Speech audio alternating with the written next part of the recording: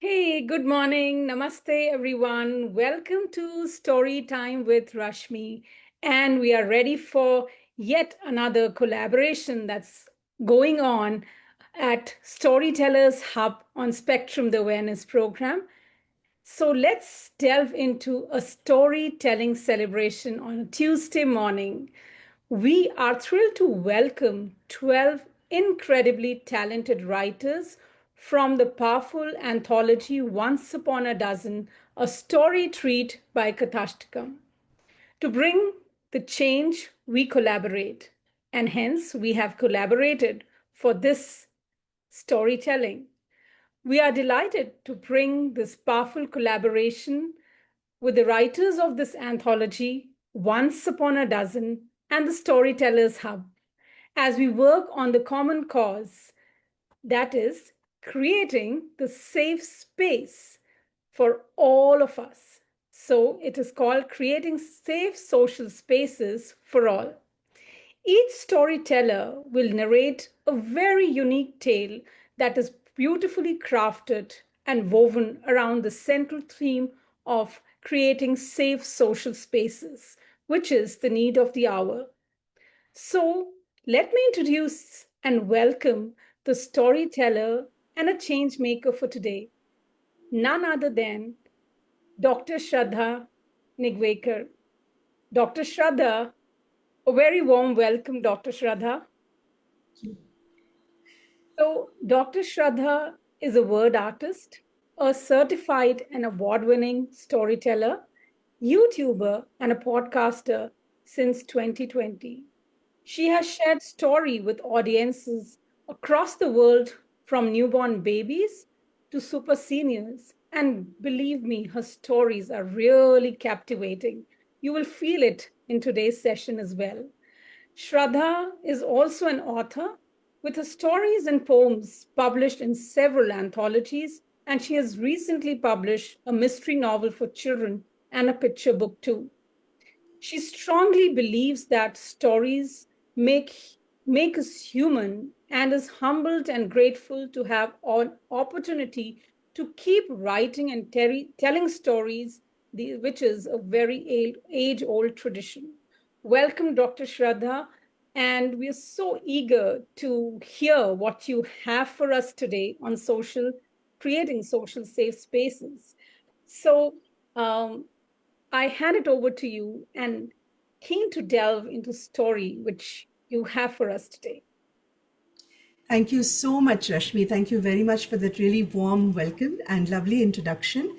And a huge thank you to Spectrum, the Awareness Project, as well as Kathashtakam Global Storytellers Collective for coming up with this idea collaboration. And I love the theme, creating safe social spaces for all. I have to say that it took a lot of thought to come up with crafting today's story. And I owe it to you all for putting me through the grind and to come up with this story. So I hope you enjoy what I've crafted for you today. And I'm excited to share it. So here Surely, goes. let's stay Thank, glued. thank you.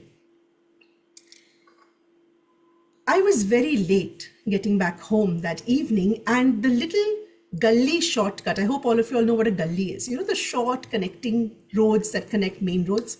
Well, that little gully shortcut that I had chosen to take in haste, well, it stretched ahead of me in shadowy darkness. A busy gully during the day, mind you, but deserted at this hour of the night. The moon, the moon was there, but it was half hidden behind old buildings, and it was struggling, the moonlight was really struggling to pierce a dense monsoon cover of clouds, just enough to throw those weak shadows and silhouettes. The one measly street light, which I had just passed, behind me, it was blinking erratically, on and off, and making that grrr, grrr, grrr, making that weird crackling sound, like it was on its last leg and it was about to turn off. The only sound that I could hear was one lone stray dog. Ooh, ooh, somewhere in that distance away. I couldn't even see that dog. All else was quiet and probably fast asleep. I was silently cursing myself. Why? Why did I choose this badly lit shortcut? I should have had better sense. But I was tired and I was almost halfway through with the main road not very far off. So what I did, I speeded up onto a fast walk or a fast slow run kind of pace, and my tennis shoes crunching on that pebbled narrow road.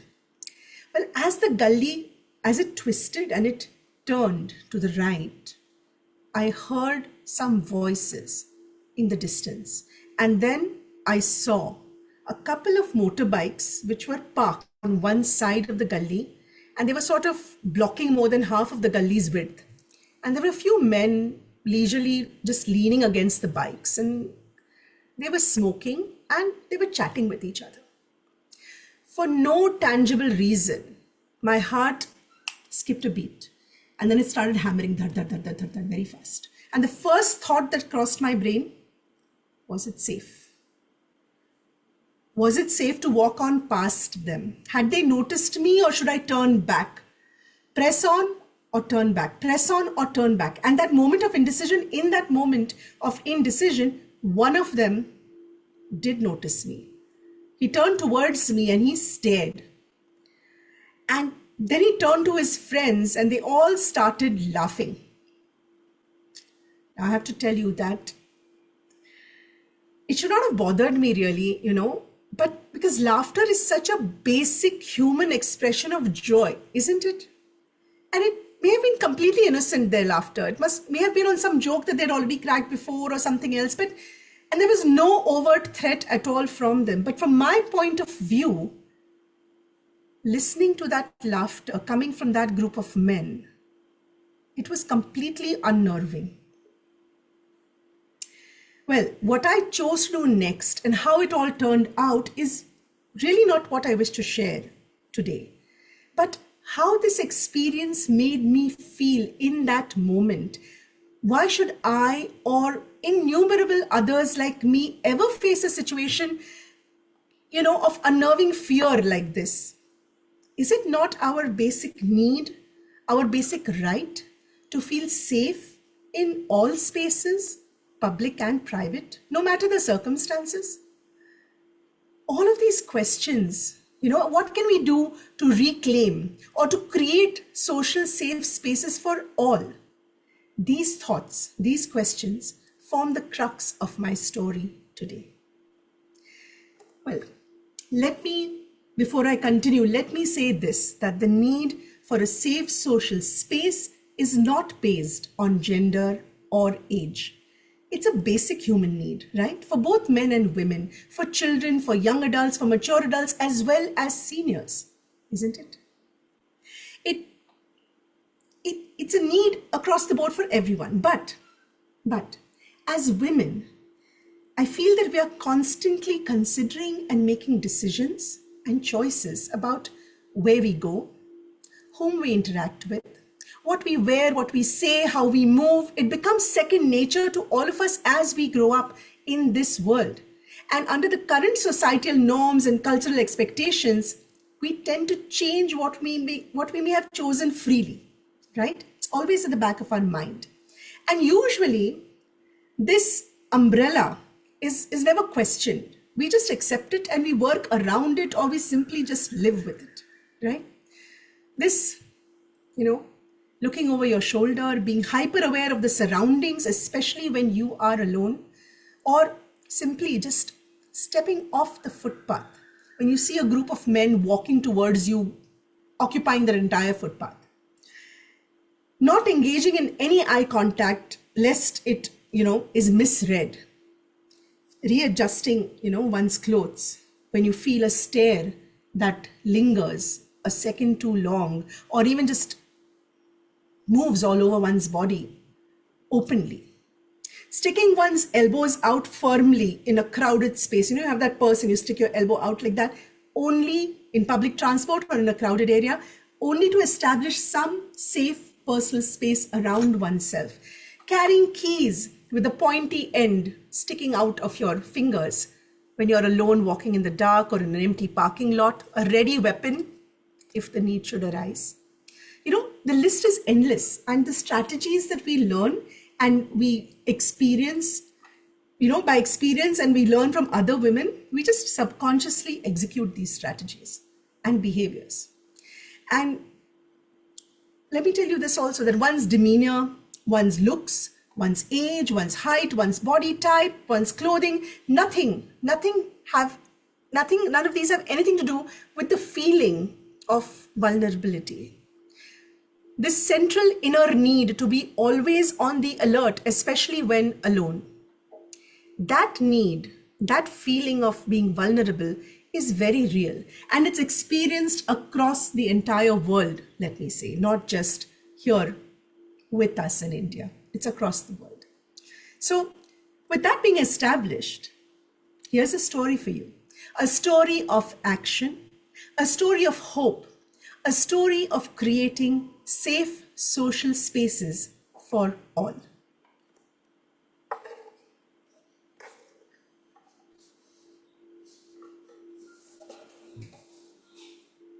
Walk.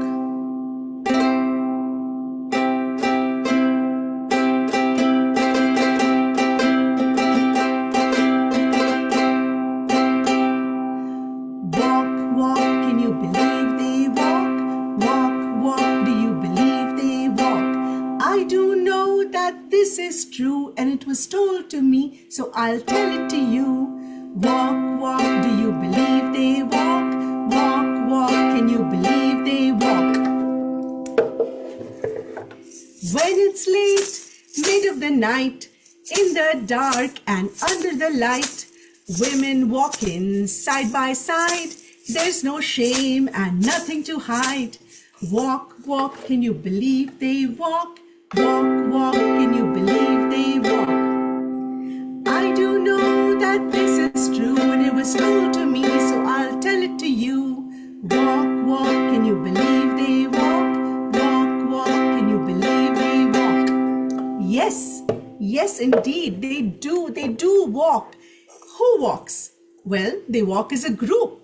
They meaning women walk at midnight, which is a collective of women who walk together as a group at or around midnight. And essentially, this is a practice that they have started, and this practice can be replicated in any city, anywhere in the world, any space in the world, truly. It's essentially an effort to show that women are as much citizens of the cities and the roads as the men who hang out or walk about at night. It's an effort. It's an effort to walk when they want to, where they want to, in public social spaces with no qualms, no hesitation. And when the women walk as a group, they find strength in togetherness. And it is a platform that they have used and have been using to resist and to basically push back on what is socially and culturally, disallowed to women, usually, like taking a leisurely stroll at midnight, maybe just in your own neighborhood. How many of us have done that? How many of us have actually just stepped out of our house and gone for just a stroll in the middle of the night alone? Not me. I know that for sure. And I'm not sure how many of us have the confidence to do that, right? But this whole practice, this WWAM, Women Walk at Midnight Collective, they believe that the more women walk in such spaces and at such times for leisure, not for exercise necessarily, just for leisure, all over the world, the more common and accepted it will become in society, and it will benefit everyone. Because this walk, if it's repeated often enough, it will seed safe social spaces for all, not just for women, for all.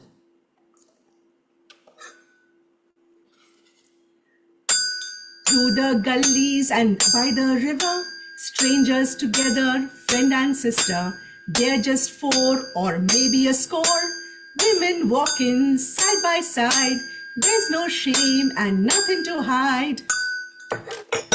Walk, walk, can you believe they walk? Walk, walk, can you believe they walk? Simple wish to be free on the roads around potholes and debris. Occupy each public space, free as men, walk in an easy pace, without permission, no longer forbidden. Women walking side by side. There's no shame and nothing to hide. Out they are to battle fear, reclaiming the night, now and here, reclaiming the space, safe and sound, leisurely crossing the city's ground. Yes, they walk side by side. There's no shame and nothing to hide. Walk, walk, can you believe they walk? Walk, walk, do you believe they walk? I do know that it is true, was told to me, so I'll tell it to you. Walk, walk, do you believe they walk? Walk, walk, do you believe they walk?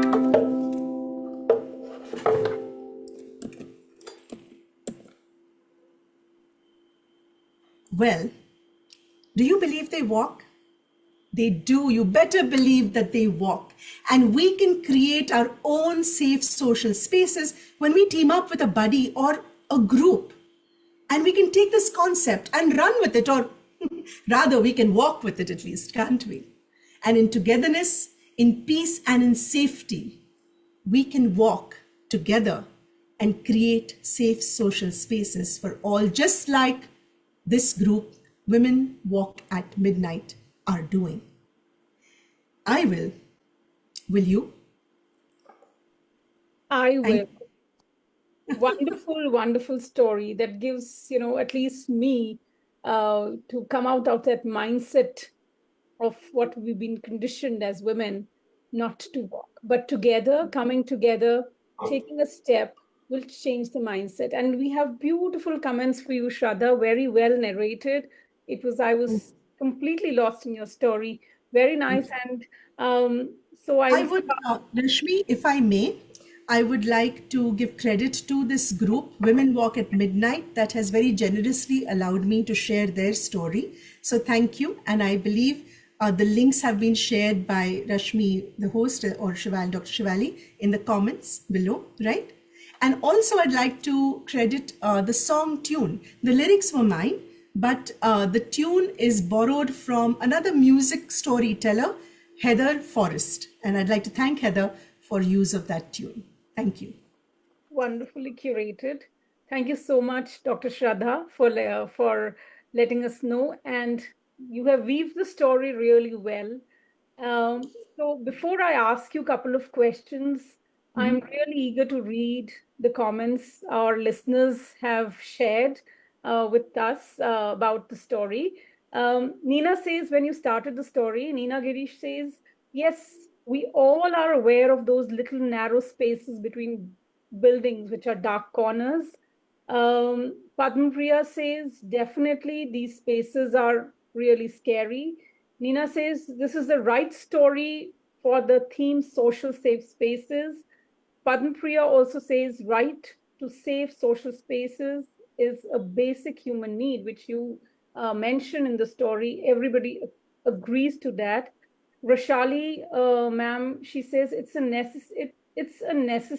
necessity to have this society at large as a safe space, especially for women. High time we change the social mindset. I think this is a way we can come together, buddy up, which you mentioned, and create much more safe social spaces for all the future women, girls. Uh, Purimama says, happy to join, really enjoy your lyrical narration. Thank Rashali you. again says, women not feeling comfortable in presence of men is very normalized, and we need to come out of that mindset. Padma, Right. Padmapriya says, lovely stringing, beautiful.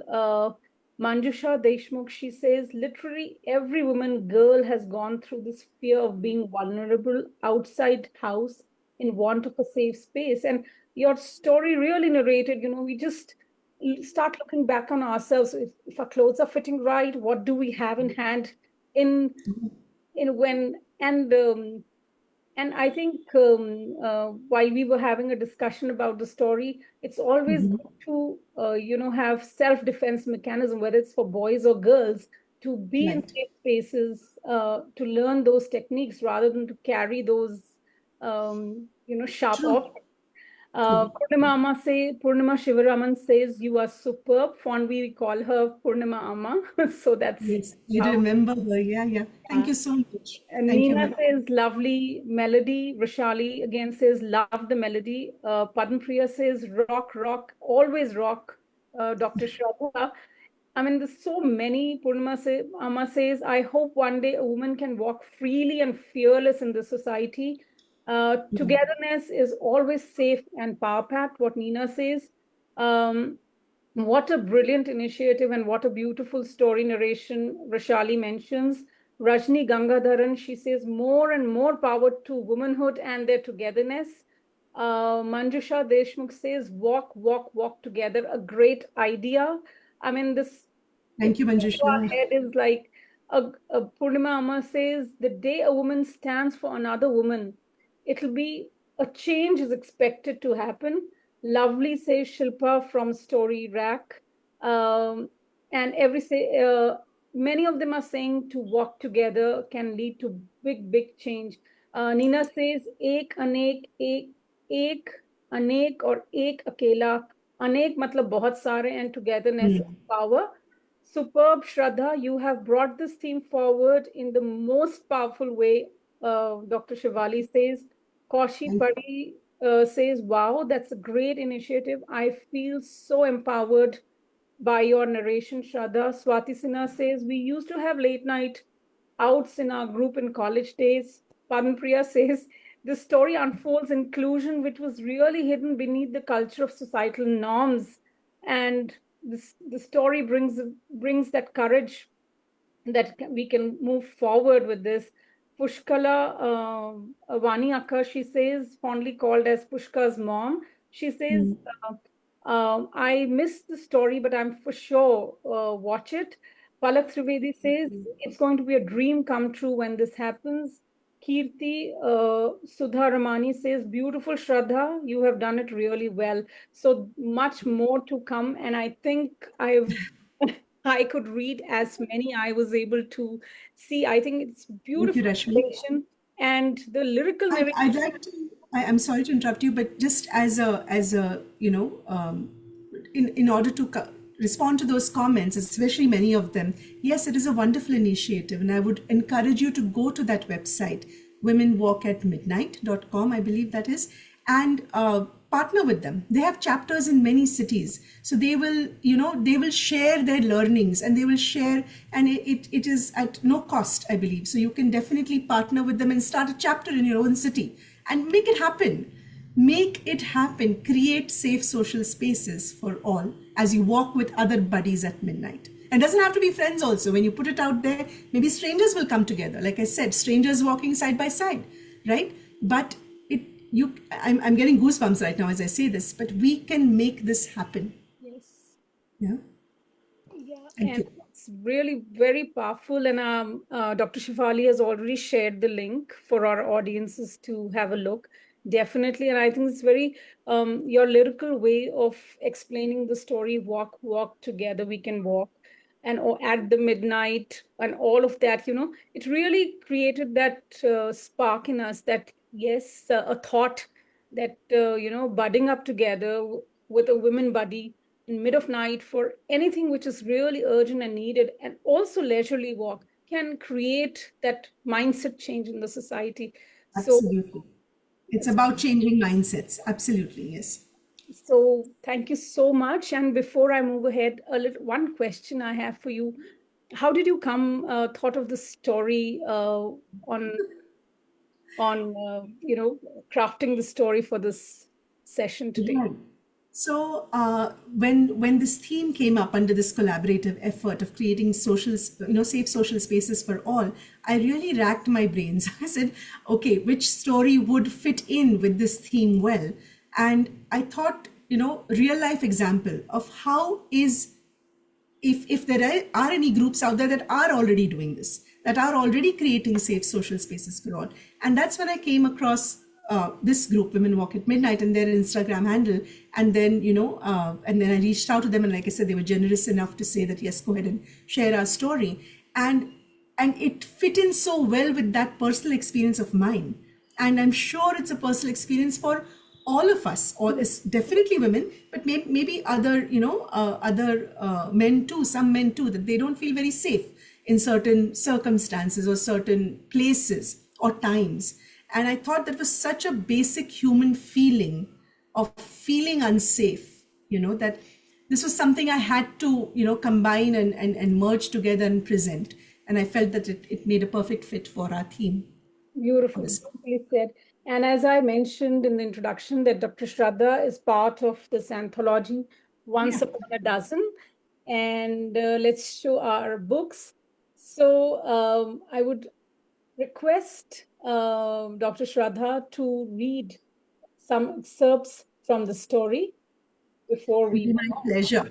My pleasure. So, Once Upon a Dozen is a beautiful anthology, of course, with, guess, 12 stories. That's right, because it's Once Upon a Dozen, right? And these 12 stories have been written for young readers, and they've been written by 12 amazing writers. I hope you can see them here. At the back of the book, we have their pictures. And in the past 2 weeks, we've had on this platform 2 stories already read from this anthology. And I will be reading a story that I have written for young readers. It's called The Ritu Conundrum. And if you know, Ritu is the word in Sanskrit for season, right? The season. Right now it's monsoon season going on, almost over with monsoon season. It's getting pretty hot now. But so this is called the Ritu Conundrum, and I'm going to read from this book. Are you ready? Here goes. Once upon a time, there was a kingdom called Ritu Rashtra. It was a beautiful kingdom blessed with natural wonders.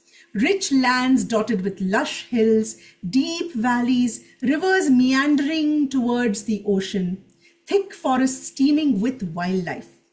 Riturashtra was ruled by a king called Bahubali. That's right, not the movie wala Bahubali. His name was Bahubali.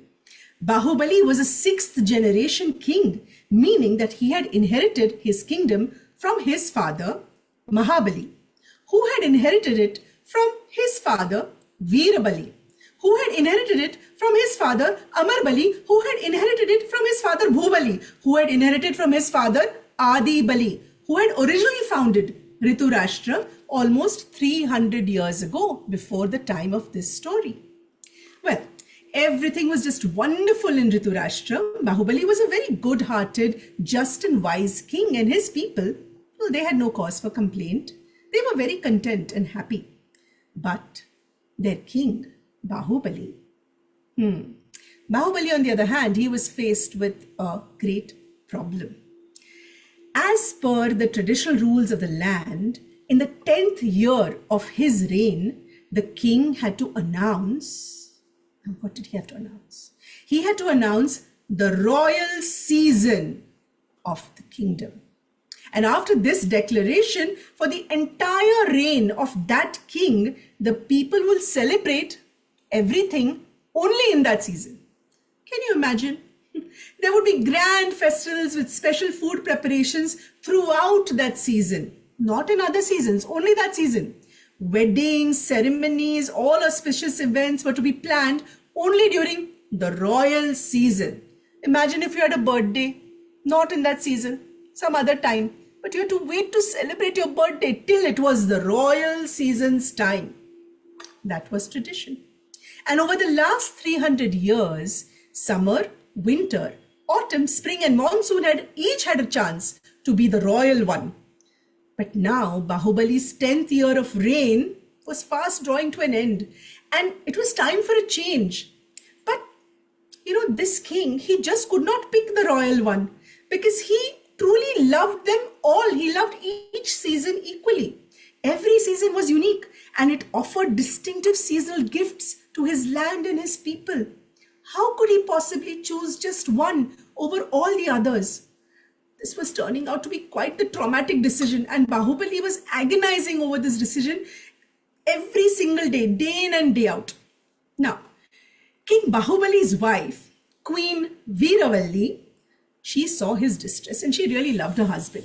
So she gave her husband some well-meaning advice. She suggested that why don't you pray to your ancestors in heaven and ask them to guide you?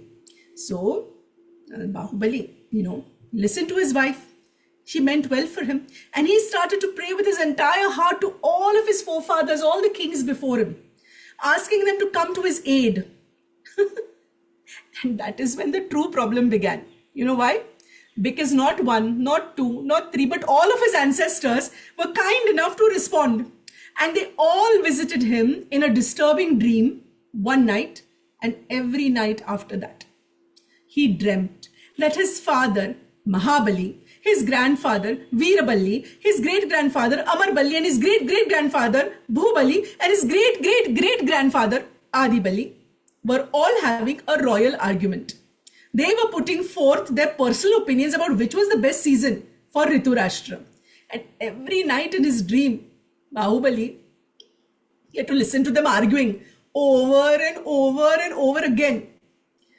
See, first Mahabali would clear his throat pointedly. Well, the best season is. And then instead of talking, he would break into song, booming a beat which is similar. Have you heard Imagine Dragons ka Demons ka Gana? I don't know if you have, but it was very popular even back then, long time ago. And he used to use that tune and start singing. This is Mahabali singing. Ready? Guess which season he's singing about, okay? Listen carefully. When the days are long and the nights are short and the sun shines clearly, warm and toasty, sweet melons and jackfruit tempt the rich and poor. Mahabali of fruits has ripened then for sure, with its heady fragrance and flesh the sweetest, reddish orange like the sunset. It's the bestest. Late into the season, the cuckoo starts to coo, coo. Guess my favorite season, and it should be yours too. Can you guess? Can you guess which was Mahabali's favorite season? Yes, it was summer. That's right. And the rest of those ancestors would shake their head in dissent, saying, na, na, na. And Bhubali would assert, no way. No way. The best season is, and then he would also start singing. Imagine in your dreams, your ancestors are singing to you all the time. Yeah. And he started. When the water drops down and petrichor spreads around, smallest creatures come alive and relief from heat abounds. The frogs croak melodies and hills and valleys smile. Flowing rivers strong and wide and waterfalls crash downstream. Obviously, no better season shouldn't even be in question. Which season was Bhubali singing about? That's right, monsoon, that's right. And then again, the others would say, our readers need to guess to have to find sorry, out. I'm giving it away. All right. You are deep into the story. So let's the readers delve and have a copy of the book to read. That would be wonderful. And you will find out how Bahubali sorted out his conundrum in Ritu Rashtra. Please read the book. And there are wonderful stories all around in this book, 12 of them. So I hope you enjoy it. Thank you. And the link for this book is mentioned in our comment section for the readers who wish to buy and read. Do take a copy and enjoy reading as much as Dr. Shraddha was happy narrating, loved. I lost track of time. Anyway, I didn't want to stop, but then we just on that on our top of our time. So it's been absolutely. Yeah. So to all our listeners, let's be ready. Get ready to be moved, inspired, and awakened by each story that speaks about inclusion, empathy, and hope. Join us as we celebrate voices that matter and narratives that nudge, like today's, towards a more compassionate world. See you next week, the same time at 11:30. Guess who's going to be your host?